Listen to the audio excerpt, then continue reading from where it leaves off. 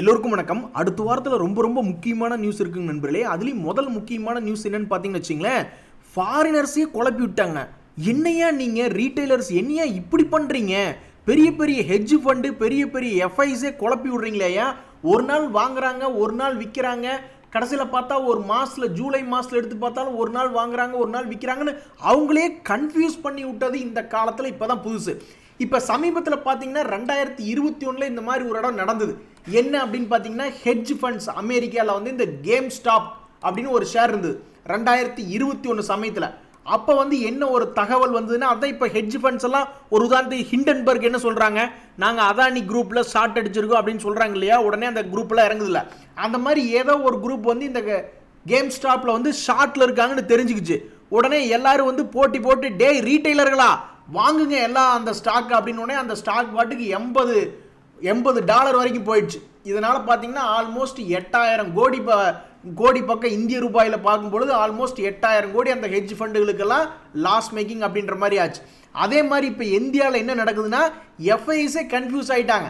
என்னையா மார்க்கெட் உண்மையிலேயே இறங்காதா அப்படின்ற மாதிரி யோசிச்சுட்டு இப்போ இருக்கிறதுலே ஹை 25,000 இருக்குது நிஃப்டி. அங்கே வந்து வாங்குறாங்க, மறுபடி விற்று விட்றாங்க, மறுபடி வாங்குறாங்க, விற்று விட்றாங்க. சத்தியமாக சொல்கிறேன், நம்ம ரீட்டைலர்ஸ் எல்லாரும் ஒன்று சேர்ந்து ஏதோ ஒரு மார்க்கெட்டில் வந்து ஒரு புது வியாதி வந்த மாதிரி என்னன்னே கண்டுபிடிக்க முடியலையா இந்த ரீட்டைலர்ஸ்னுடைய மனநிலையை அப்படின்ற மாதிரி ஆகிப்போச்சு. அதே மாதிரி நாளைக்கு வந்தோடனே நம்ம பார்க்க வேண்டியது ஏஷியன் மார்க்கெட்ஸ் எப்படி இருக்குது, மத்தியான யூரோப் மார்க்கெட் எப்படி இருக்குது அப்படின்றதான். என்ன காரணம்னா, போன வாரத்தில் நம்ம ஷேர் மார்க்கெட்டில் வந்த வீழ்ச்சி வேறு எதனாலையும் காரணம் இல்லை. இந்த அமெரிக்காவில் மேபி ரெசஷன் வரலாம் அப்படின்ற ஒரு ஐடியானால வந்தது தான் இந்த வீழ்ச்சி. மற்றபடி நம்மளாக இறங்க கிடையாது. ஸோ அடுத்த வாரத்தில் வந்த உடனே நம்ம பார்க்க வேண்டியது யூரோப் மார்க்கெட்ஸ் எப்படி இருக்குது, ஏஷியன் மார்க்கெட்ஸ் எப்படி இருக்குது. அதுவும் இல்லாமல் இந்த ஃபியூச்சர்ஸ் மார்க்கெட் அப்படின்னு எடுத்து பார்க்கும் பொழுது அமெரிக்காவுடைய ஃபியூச்சர் மார்க்கெட்லாம் நாளைக்கு எப்படி இருக்குது அப்படின்றதான் நம்மளுக்கு ரொம்ப முக்கியம். ஸோ தண்ணியில் நம்ம தனியாக குதிக்கல, ஏற்கனவே ஒரு 4-5 பேர் குதிச்சுட்டு நம்மளை கட்டி பிடிச்சி இழுக்கிறான உள்ள, நீங்களும் வா எங்களோட வந்து முங்குங்க அப்படின்ட்டு. அவங்களால தான் இப்போ நம்மளுக்கு பிரச்சனை. ஸோ அடுத்த வாரத்தில் அவனு ஓரளவுக்கு தெளிஞ்சிட்டா மேபி நம்ம ஷேர் மார்க்கெட்டு ஓரளவுக்கு தெளிஞ்சிடும். ஸோ அடுத்த வாரத்தில் குளோபல் மார்க்கெட்ஸ் அப்படின்றது ரொம்ப முக்கியம். அது மட்டும் இல்லாமல் Q1 ரிசல்ட்ஸ் இன்னும் தொடர்ந்து வந்துக்கிட்டே தான் இருக்குது. அதில் அடுத்த வாரத்தில் முதல் நாள் நாளைக்கு, அடுத்த வாரங்கிறது என்ன விடிஞ்சா நாளைக்கு தான். ஸோ நாளைக்கு இந்த SBI ஷேர்னுடைய இம்பேக்ட் எப்படி இருக்கும், நம்ம மார்க்கெட்டை தூக்கி நிறுத்துமா அப்படின்றது ரொம்ப முக்கியமான விஷயம். பேங்க்குகளை சாதாரணமாக நினைக்காதீங்க, நம்ம எதுவுமே எக்ஸ்பெக்ட் பண்ண முடியாது. ரிசல்ட் நல்லா இருக்கா இல்லையா அப்படின்றது மார்க்கெட் தான் நம்மளுக்கு சொல்லணும். ஒருவேளை மார்க்கெட் வந்து பேங்க்குகளெல்லாம் நாளைக்கு தூக்கி விட்டான்னு வச்சுங்க, வெள்ளிக்கிழமையே பேங்க்குகள்லாம் இறங்கல. ஸோ அப்போ நாளைக்கு பேங்க்கில் தூக்கி விட்டாங்கன்னா மேபி நம்மளுக்கு ஹெல்ப்ஃபுல்லாக இருக்கிறதுக்கு வாய்ப்பு இருக்குது. அவன்லாம் நினச்சான்னா நிஃப்டி பேங்க்கு, நிஃப்டி 50 இண்டெக்ஸ் எல்லாத்தையுமே தூக்கி மேலே நிறுத்திடுவானுங்க. நண்பர்களே, நம்மளுடைய உலகத்தில் பார்த்தீங்கன்னா அடிக்கடி சண்டை போட்டுக்கிறாங்க. இதனால் யார் அதிகமாக பாதிக்கப்படுறாங்க அப்படின்னு பார்த்தீங்கன்னா பிஸ்னஸ் பீப்புள் தான். சும்மா ஒரு கொள்கைக்காக சும்மா இருக்கிறவங்களுக்கு எந்த பிரச்சனையும் இல்லை. அதே கொள்கை இருந்து அவன் தொழில் பண்ணுறவனாக இருந்தால் அவன் தொழில் நடத்துறதுக்கு தான் பார்ப்பான். தொழில் நடத்துகிறவன் என்ன யோசிப்பான், அட ஏன் அடிச்சுக்கிறீங்க, கொஞ்சம் சமாதானமாக தான் போங்களே ஐயா அப்படின்ற மாதிரி தான் தொழில் நடத்துகிறவங்க நினைப்பாங்க. இதில் அவனுக்கு சுயநலம் இருக்குது, பட் அதில் பொதுநலம் இருக்குது. ஏன்னா மார்க்கெட் வந்து ஒரு ஸ்திரத்தன்மையோடு இருந்ததுனா தான், ஒரு ஸ்டாண்டர்டாக இருந்தால் தான் தொழில் பண்ணி முன்னுக்கு வர முடியும். இப்படி அடிக்கடி சண்டை போட்டுக்கிட்டு இருந்தாங்கன்னா அது என்றைக்குமே தொந்தரவு தான். அந்த வகையில் வந்து நம்மள குளோபல் மார்க்கெட்டில் எல்லா நியூஸும் சேர்ந்து வருது. பார்த்தீங்களா, ரெசஷன்றாங்க அமெரிக்கா சைடு, இந்த பக்கம் மிடில் ஈஸ்ட் சைடு வார் அப்படின்றாங்க. அது போக ரிசல்ட்ஸில் வந்து கார்பரேட் ரிசல்ட்ஸில் அதெல்லாம் நல்லா இல்லை அப்படின்ற மாதிரி. ஸோ ஆக மொத்தம் எல்லா நியூஸும் கெட்ட நியூஸாக வருது. அத்தனையும் சமாளித்து தான் நம்ம ஷேர் மார்க்கெட்டை கடந்து போக வேண்டியதாக இருக்குது. ஸோ அடுத்த வாரத்தில் ஒரு தெளிவான பாதை கிடைக்கும். ஸோ அடுத்த வாரத்தில் முக்கியமான நியூஸ் என்னென்னா, இந்த நிஃப்டி 50 இண்டெக்ஸ் வந்து ஒரு 50 டேஸ் மூவிங் ஆவரேஜை வந்து டச் பண்ணி ரீட்ரேஸ்மெண்ட் எடுப்பானா. அது எங்கே இருக்குன்னா 1000 பாயிண்ட் கீழே இறங்கி 23,840 இருக்குது. அல்லது ஒரு 2000 பாயிண்ட்டுக்கு மேலே இறங்கி 22,231 வந்து சப்போர்ட் எடுப்பானா அப்படின்ற மாதிரி யோசிச்சு பார்க்க வேண்டியதாக இருக்குது. அதே மாதிரி நிஃப்டி பேங்கை பொறுத்த வரைக்கும் பிரச்சனை இல்லை. ஏன்னா அவன் ஆல்ரெடி 53,000 2000 பாயிண்ட் ஆல்ரெடி இறங்கி இந்த 50 டேஸ் மூவிங் ஆவரேஜில் தான் நின்று யோசிச்சுக்கிட்டு இருக்கான். ஒரு 10 நாளாகவே இறங்கலாமா இல்லை ஏறலாமா அப்படின்னு எங்கேயுமே நகராமல் ஒரே இடத்துல தான் யோசிச்சுக்கிட்டு இருக்கான். அப்போ இதில் என்ன அர்த்தம், யோசிச்சு ஏதாவது ஒரு முடிவுக்கு வந்துட்டான்னா மேலே ஒரு 2000 பாயிண்ட்டோ அல்லது கீழே ஒரு 4000 பாயிண்ட்டோ இறங்குறதுக்கு உண்டான வேலை பார்க்குறதுக்காக யோசிச்சுட்டு நிற்கிறான். நிஃப்டியை பொறுத்த வரைக்கும் இன்னும் அவன் யோசனை பண்ணுற இடம் கூட வரல. யோசனை பண்ணுற இடத்துக்கே அவன் இன்னும் 1000 பாயிண்ட் இறங்கணும். ஆக மொத்தம் ஷேர் மார்க்கெட்டில் ஒரு பூகம்பம். நிஃப்டியை பொறுத்த வரைக்கும் 1000 பாயிண்ட்டுக்கு மூவ்மெண்ட் இருக்குது.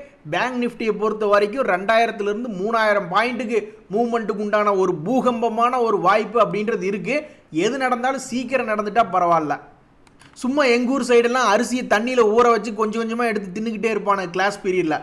அந்த மாதிரி கொஞ்சம் கொஞ்சமாக ஒரு மாதம் பூரா இழுத்தடிக்காமல் ஒரே நாள் பேங்க் நிஃப்டியெல்லாம் இப்படி மானஸ்தான். அவன் பாருங்க ஒரு மாதத்துக்குள்ளே 2000 பாயிண்ட் இறக்கி காமிச்சிட்டான் பாருங்க.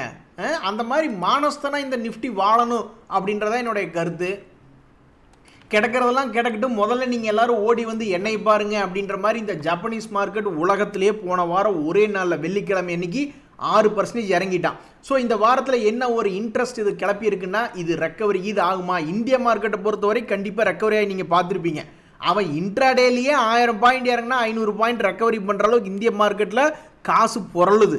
அப்போ ஜப்பான் மார்க்கெட்டில் 6% கீழே இறங்கியிருக்கான். அப்போ ஜென்ரலாக அங்கே பணம் புரள்ற மாதிரி இருந்ததுன்னா டபக்குன்னு அவன் ரிட்டர்ன் அடிச்சு தான் ஆகணும். ஸோ இந்த வாரத்தில் இன்னொரு சுவாரஸ்யமான விஷயம் என்னென்னா, ஜப்பனீஸ் மார்க்கெட் 1987 தான் இந்த மாதிரி 6% இறங்குச்சு. அதுக்கப்புறம் இத்தனை வருஷம் கழிச்சு இப்போ தான் இறங்கியிருக்கான். அவன் என்ன பண்ணுறான் அப்படின்றது ஃபாலோ பண்ணணும். அதே மாதிரி இந்த SG1 ஷேர் யாராவது வச்சுருக்கீங்களா? அதில் ஒரு சந்தோஷமான ஒரு நியூஸ் ஒன்று வருது. அதாவது 5792 கோடிக்கு மதிப்பிலான ஒரு ப்ராஜெக்ட் ரிலேட்டடான அப்ரூவல் கிடச்சிருக்கு. அது போக இன்னுமே நம்ம ஷேர் மார்க்கெட்டில் என்ன பண்ணணும்னா, நீங்கள் வாட்ச் லிஸ்ட்டில் போட்டு வச்சுருக்கிற ஷேர்ஸ் எல்லாம் நீங்கள் ஃபாலோ பண்ணிக்கிட்டே இருக்கணும். ஏன்னா அடுத்த வாரத்தில் ஏதாவது ஒரு பெரிய மூவ்மெண்ட் நடக்கும் பொழுது நீங்கள் எதிர்பார்த்த ரேட்டுக்கு இது ஏதாவது வருதா, அல்லது லாபத்தை புக் பண்ணுற மாதிரி ஏதாவது கிடைக்குதா? ஒரு உதாரணத்துக்கு இந்த KTK பேங்க்னு ஒரு எக்ஸாம்பிளுக்கு எடுத்து பார்க்குறீங்கன்னு வச்சிங்களேன். சமீபத்தில் எங்கே பிரேக் அவுட் ஆனால் ஆல்மோஸ்ட் 220 ரூபா ரேஞ்சில் பிரேக் அவுட் ஆனால் மேலே 245 வரைக்கும் போயிட்டு இப்போ மறுபடியும் 230. ஸோ அப்பப்போ இதை எடுத்து நம்ம பார்த்துக்கிட்டோம்னா, ஓஹோ சப்போர்ட்லேயே தான் இருக்கானா இல்லை மறுபடியும் ரெசிஸ்டன்ஸ் போயிருக்கானா அப்படின்ற மாதிரி நம்ம புரிஞ்சுக்கலாம். இந்த ஃபெடரல் பேங்க்லாம் மல்டி இயர் ஹையை தாண்டி இருக்கு. பொதுவாக மல்டி இயர் ஹையை தாண்டிடுச்சுன்னா அவனுங்கெல்லாம் நிற்காமல் போகணும். அந்த வகையில் இவன் 170 ரூபாயிலிருந்து 300 ரூபாயெல்லாம் போயிருக்கான். இதெல்லாம் 10 யானையை கட்டி இழுத்தா கூட இந்த ஷேர்லாம் பெருசாக நகராது அப்படின்ற மாதிரி ஒரு சப்ஸ்கிரைபர் சொல்லிட்டு இருப்பார். ஏன்னா அவர் அனுபவப்பட்டிருக்கார். எப்போ இருந்து அனுபவப்பட்டிருக்காருன்னா 2022 பார்த்துக்கிட்டு இருந்திருக்கார். இந்த ஷேர் வந்து 120க்கு 150க்கு மேலே தான் ஆடிக்கிட்டே இருந்தது. கடைசியில் இப்போ மல்டி இயர் ஹையை கட் பண்ணி ஒரு கொஞ்சம் மேல் நோக்கி வந்திருக்கான். அப்போ இது போன்ற ஷேருக்கெல்லாம் அடுத்து என்ன பண்ணுறான் அப்படின்னு பார்க்கணும். நாட்கா ஃபார்மா அப்படின்ற ஷேர் அதே மாதிரி தான். அவனு ஒரு ட்ரெண்டிங் கிளியாக இருந்து பல பேர்த்த நோகடிச்ச கிளி அது. இதுக்கு முன்னாடி 2018 தான் பார்த்தீங்கன்னா இறங்கி மறுபடியும் ஏறி மறுபடியும் இறங்கியிருக்கான். இப்போ மறுபடியும் ஏறி இருக்கான். அப்போ இந்த ட்ரெண்டிங் கிளி வந்து மல்டி இயர் ஹை அப்படின்றத தாண்டி இருக்கு. அப்போ இவன் 2000 போகிறானா, டெக்னிக்கலுக்கு ஒரு மரியாதை கிடைக்குதா? டெக்னிக்கல் என்ன சொல்லுது, இந்த இடத்துல வந்துட்டு மேபி செல்லிங் வரலாம் அப்படின்ற மாதிரி சொல்லுது. ஸோ அவன் கரெக்டாக இந்த இடத்துல வந்துட்டு செல்லிங் மாதிரியே காமிச்சிருக்கான் 1.5 மாதம். அதுக்கப்புறம் இப்போ இந்த மாதத்தில் வந்து பிரேக் அவுட் ஆகி கொஞ்சோண்டு மேலே போயிருக்கான். அப்போ இவன் இந்த பிரேக் அவுட்டுக்கு ஒரு மரியாதை கொடுக்குற மாதிரி இருந்தால் இவன்லாம் 2000 ரூபாய்க்கு இது போகிறானா அப்படின்ற மாதிரியான நிறைய ஃபாலோ அப்புகள் இது போன்ற ஷேர்களை நீங்கள் எழுதி வச்சு பார்த்தீங்கன்னா தான் அதனுடைய சாராம்சம் என்ன அப்படிங்கிறது புரியும். ஒரு நண்பர் என்ன சொல்கிறாரு அப்படின்னு பார்த்தீங்கன்னா, வாரன் பஃபட் வந்து அமெரிக்காவில் அவர் வச்சிருக்கக்கூடிய சில ஸ்டாக்கினுடைய ஹோல்டிங்கை குறைச்சிக்கிட்டு இருக்காரு. அதாவது கேஷ் இஸ் ஆல்வேஸ் கிங் அப்படின்னு சொல்லுவாங்க. எப்போவுமே நம்ம கையில் கேஷ் இருந்ததுன்னா அது ஆப்பர்ச்சுனிட்டிகளை உருவாக்கி கொள்ளும் அப்படின்ற கான்செப்டில் கேஷ் இஸ் கிங்குன்னு சொல்லுவாங்க. அப்போ அவர் பணத்தை உருவாக்கி வச்சிருக்கிற திடீர்னு ஷேர் மார்க்கெட்டுக்கு தொப்புன்னு ஈழ விழுந்துருச்சு, அல்லது அமெரிக்காவே திவால் ஆயிடுச்சு, அப்போ அமெரிக்காவை காப்பாற்றுறதுக்காக பேங்க்குகளுக்கு பணம் சப்ளை பண்ணணும் அப்படின்ற மாதிரி சில என்ன கான்செப்டில் அவருடைய மூளைக்குள்ளே என்ன இருக்குது அப்படின்றது தெரில. ஆனால் தற்சமயத்துக்கு பேடிஎம் அப்படின்ற ஒரு ஷேர் இந்தியாவில் விற்றுட்டு ஓடி போயிட்டாரு. அதுக்கப்புறம் அந்த ஷேர் கீழே தான் போச்சு பேடிஎம். அது மாதிரி இப்போ அமெரிக்க மார்க்கெட் கீழே போகுதா என்ன அப்படின்றது தெரில. இப்போ தான் ஒரு 2-3 நாளைக்கு முன்னாடி பாசிட்டிவ் மூமெண்ட்டில் தான் இந்த டவ் ஜோன்ஸ் இருந்தது. இந்த ரேஞ்சில் தான் இருந்தது பாசிட்டிவ் மூமெண்ட்டில். அப்புறம் இனி அவன் என்ன நினச்சானா, ஒரு குறிப்பிட்ட ரேஞ்சுக்கு கீழே வந்து ட்ரேட் ஆகிட்டு இருக்கான். இனி மறுபடியும் அவன்லாம் 41,000 தாண்டினா மட்டும்தான் அவனுடைய வாழ்க்கையில் சந்தோஷம் வரும். இல்லைன்னா அவன்லாம் கீழே போனான்னாக்கா 38,000 வரைக்கும் போயிட்டு 2 days மூவிங் ஆவரேஜ் கிட்ட போயிட்டு என்ன பண்ணலான்னு டிசைட் பண்ணுவாங்க. இதுக்கு முன்னாடி அப்படி தான் ஒரு இடம் என்னாச்சு, நல்லா மார்க்கெட் மேல் நோக்கி ஏறி வந்துக்கிட்டே இருந்தான். அப்புறம் என்னாச்சு அப்படின்னு பார்த்தீங்கன்னா, மறுபடி கீழ் நோக்கி இறங்கி அந்த 2 days மூவிங் ஆவரேஜ் கிட்ட ஒரு 6 மாதத்தை டைமை மிஸ் பண்ணி விட்டுட்டு அப்புறம் மேல் நோக்கி வந்தான். ஸோ அந்த 2 days மூவிங் ஆவரேஜ் கிட்ட வந்துட்டாவே சைட்வேஸில் மார்க்கெட் போயிடும். ஸோ வாரன் பஃபட்டே கொஞ்சோண்டு கேஷை வந்து ரெடி பண்ணி வச்சுக்கிறாரு அப்படின்னா, நம்மளும் கொஞ்சோண்டு கேஷை வந்து, அதாவது நம்மளுடைய சொந்த பணமாக இருக்கணும், மாமங்கிட்ட வாங்குறது, மச்சாங்கிட்ட வாங்குறது, கடன் வாங்குறது அந்த மாதிரி எந்த விதமும் இருக்கக்கூடாது. நம்மகிட்ட பணம் இருந்தால், ஒரு கமிட்மெண்ட் இல்லாத பணம்னா ஷேர் மார்க்கெட்டில் போடலாம். இல்லைன்னா கம்முன்னு கையை வச்சுக்கிட்டு இருக்கிறது நல்லது. ஏன்னா எவ்வளோ தூரம் இறங்கும், மறுபடியும் எப்போ ஏறும் அப்படின்றது யாருக்கு தெரியும். அதில் ஒரு நண்பர் 15,000 ரூபா மாதம் சேவ் பண்ணுறாரு, மியூச்சுவல் ஃபண்டில் போடலாமா அப்படின்ற மாதிரி பார்த்துட்டு இருக்காரு. நீங்கள் வந்து ஒரு நல்ல மியூச்சுவல் ஃபண்ட் டிஸ்ட்ரிபியூட்டரை ஆலோசித்து உங்களுடைய ரிஸ்க் ப்ரொஃபைல் அனலைஸ் பண்ணி எந்த மியூச்சுவல் ஃபண்டில் போடலாம் அப்படின்றது அவரோட சேர்ந்து நீங்கள் டிஸ்கஸ் பண்ணி முடிவு எடுக்கணும். அல்லது ஏதாவது ஒரு இன்வெஸ்ட்மெண்ட் அட்வைசரை நீங்கள் கலந்து ஆலோசித்து எடுக்கணும். இப்போ பொதுவாக ஷேர் மார்க்கெட்டில் இந்த மாதிரி கால்குலேட்டர்லாம் இருக்குது. இப்போ நீங்கள் மாதம் 15,000 ரூபா போடுறீங்க, ஒரு 10 வருஷத்துக்கு போடுறீங்கன்னு வச்சிங்களேன், 12% உங்களுக்கு வந்து அந்த மியூச்சுவல் ஃபண்டு சம்பாரிச்சு கொடுக்குது அப்படின்ற மாதிரி இருந்தால் 10 வருஷம் கழித்து பார்த்தீங்கன்னா நீங்கள் போடுற பணமே உங்கள் சொந்த பணமே 18 லட்ச ரூபா. அது வந்து ஆல்மோஸ்ட்டு அடிஷ்னலாக ஒரு 16 லட்சத்தை சம்பாரிச்சு கொடுக்கும். ஆக மொத்தம் 34 லட்ச ரூபா உங்ககிட்ட இருக்கும். ஆனால் இந்த ஷேர் மார்க்கெட்டில் வினோதமாக இப்போ சமீபத்தில் என்ன நடக்குது அப்படின்னு பார்த்தீங்கன்னா, இதுதான் நார்மல். கடந்த 20 வருஷமாக இந்த மாதிரி 12 to 15% தான் நார்மல். ஆனால் இந்த கோவிடுக்கு அப்புறம் என்ன நடக்குது அப்படின்னு பார்த்தீங்கன்னா 20% எல்லாம் அசால்ட்டாக கொடுக்குறானு. சில ஃபண்டெல்லாம் வந்து ஒரே வருஷத்தில் 70-80% கொடுக்குற ஃபண்டுகள்லாம் இருக்குது. ஆனால் நீங்கள் ஏவரேஜாக ஒரு 20% அப்படின்ற மாதிரி தொடர்ந்து சம்பாரிச்சு கொடுக்குதுன்னு நீங்கள் நினச்சிக்கிறீங்கன்னு வச்சுக்கிங்களேன். அப்போ என்ன ஆகுதுன்னா, நீங்கள் போடுறது 18 லட்ச ரூபா தான், ஆனால் ஒரு நல்ல அருமையான வருமானம் 57 லட்ச ரூபா வருது. கடைசியில் நீங்கள் விற்க போனீங்கன்னா உங்கள்கிட்ட 12% நினைக்கிறேன். இப்போ 12 நினைக்கிறேன். Long term capital gain tax வந்து இப்போ 12 நினைக்கிறேன். அதில் ஒரு 6-7 லட்ச ரூபா எடுத்துக்கிட்டு மீதியை வந்து உங்கள் கையில் கொடுத்துருவாங்க. அதாவது நீங்கள் டேக்ஸ் கட்டுற மாதிரி இருக்கும், வாலண்டியர் டேக்ஸ் தான். ஆக மொத்தம் இது வந்து 20% சம்பாரிச்சு கொடுத்தா சந்தோஷங்க. கவர்மெண்ட்டுக்கு டேக்ஸ் கொடுத்தது போகவும் நீங்கள் சந்தோஷத்தில் தான் இருப்பீங்க. ஆனால் 20% சம்பாரிச்சு கொடுக்காம வெறும் 12% தான் ஒரு வருஷத்துக்கு ஏவரேஜாக சம்பாரிச்சு கொடுக்குறான்னா அப்போ உங்களுக்கு சந்தோஷம் கம்மியாக தான் வரும். ஸோ நீங்கள் வந்து ஒரு முடிவுக்கு வந்து ஒரு மியூச்சுவல் ஃபண்டை செலக்ட் பண்ணுறது மட்டும் முக்கியம் இல்லை.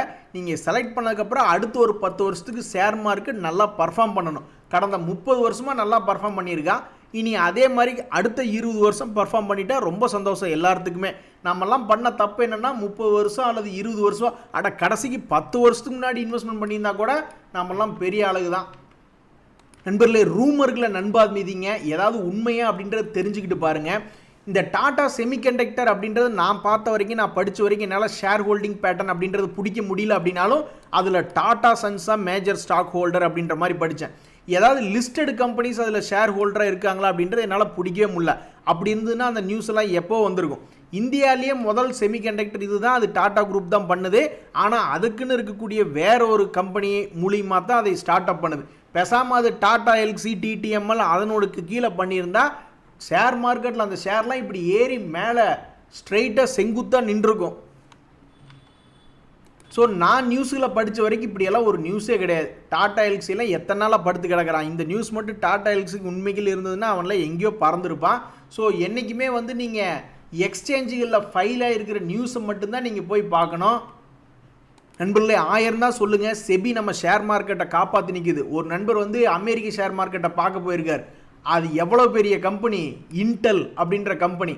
அவன் இன்டெல்லில் வந்து படாத பாடு பட்டிருப்பார் போல் நம்ம நண்பர். அடங்கப்பா 26% இறங்கி இருக்குதுங்க இன்டெல். 1 லட்ச ரூபா போட்டு வச்சுருந்தீங்கன்னா இன்வெஸ்ட்மெண்ட்டு இப்போ 75,000 ரூபா தான் கையில் இருக்கும். ஸோ அப்போ அந்த வகையில் வந்து நம்ம ஷேர் மார்க்கெட்டில் இந்த மாதிரி 26%லாம் ஸ்வங்கின்னு இறங்கிடாது. முதல்ல ஒரு 5%, 10%, 15% அந்த மாதிரி ஃப்ரீஸ்லாம் இருக்குது. எஃப்என்டோ ஸ்டாக்குகளை கூட டக்குன்னு போய் இப்படி கீழேலாம் விட மாட்டாங்க. எஃப்என்டோ ஸ்டாக்குகளுக்கு கூட ஒரு லோயர் ஃப்ரீஸ் லிமிட் இருக்குது. அந்த லிமிட்டை ஹிட் பண்ணதுக்கப்புறம் மறுபடியும் கொஞ்சம் நேரம் கழித்து தான் அதை லோயர் ஃப்ரீஸை எடுத்து விடுவாங்க. ஸோ ஒவ்வொரு செகண்டும் கீழ் நோக்கி போகிற மாதிரி கண்டினியூஸ் எல்லாம் இருக்காது. ஸோ நம்ம ஷேர் மார்க்கெட்டில் எவ்வளவோ சேஃப்டி இருக்குது. நண்பர்களே, இன்றைய தகவல் அனைத்தும் உங்களுக்கு உதவியாக இருந்ததுன்னா எனக்கு சந்தோஷம் தான். ரொம்ப நன்றி, வணக்கம்.